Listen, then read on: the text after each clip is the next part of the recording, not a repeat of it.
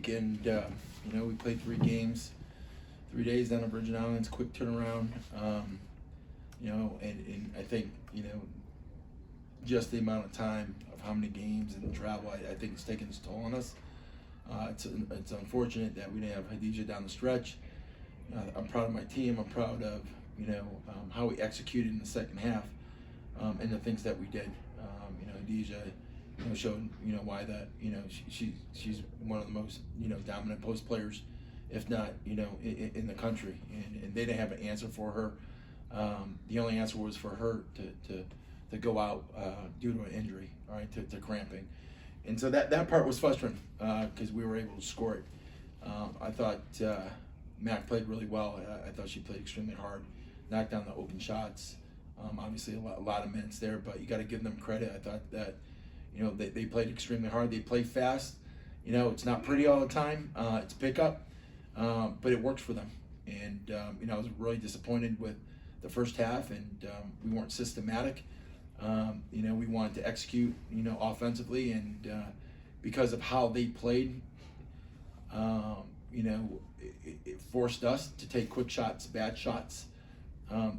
Our offense was their best offense in the first half, meaning because we didn't execute offensively, it led to long rebounds, which then they gobbled up and obviously got one-legged layups and in transition, and that's something that we didn't want to do. For whatever reason, we struggled systematically in our communication, something that we got to get right. But I thought that in the second half we made adjustments.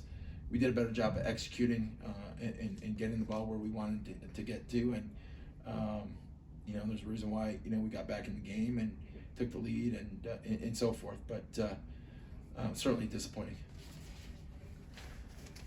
Do you think what were the reasons for the miscommunication, as you said? You said there's a lot of miscommunication throughout the game. What do you think?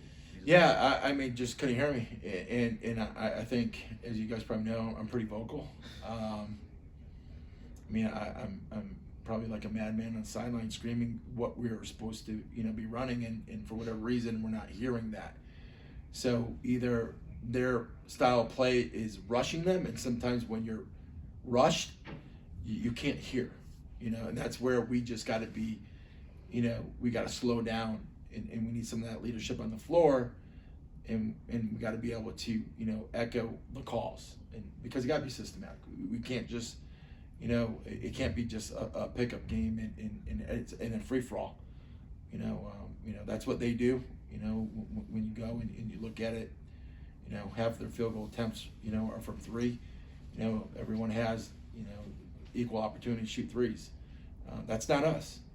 It works for them, great. It doesn't work for us, and we got to stay true to what we want to do in order to be successful. When you go away from that, we obviously struggled, and credit them because their style played right into and forced us to do things that we didn't want to do. So we'll learn from it and continue to get better. But we got to get healthy. We got to get healthy. We have a day off tomorrow, which we need, and then the biggest game of the year on Sunday because it's the next game. Journey Kiyaka about 20 points this game.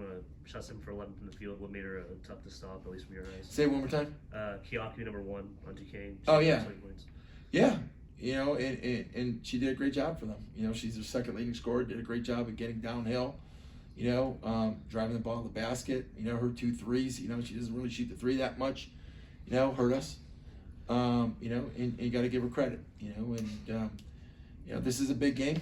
And obviously, we got to learn from it. It's a big deal, and we got to rise to the level, of the competition.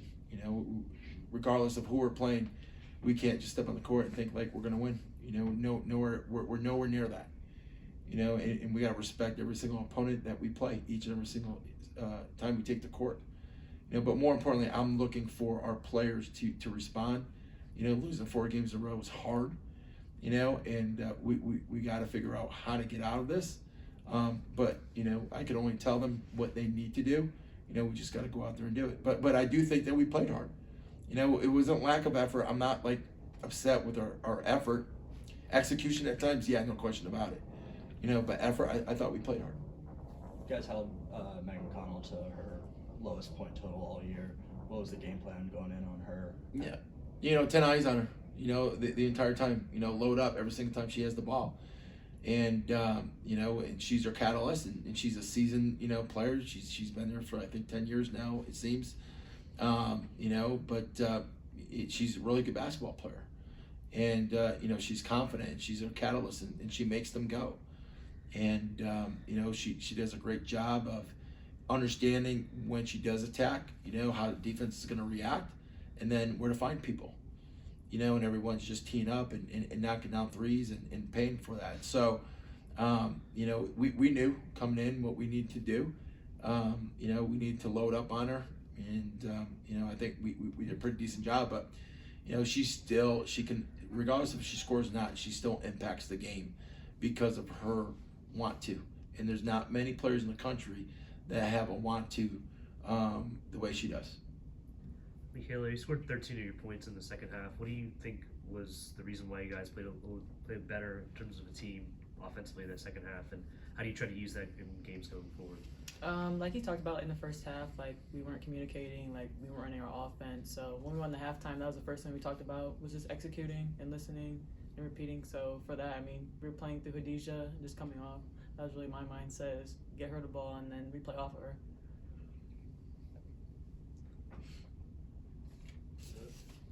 Anybody else?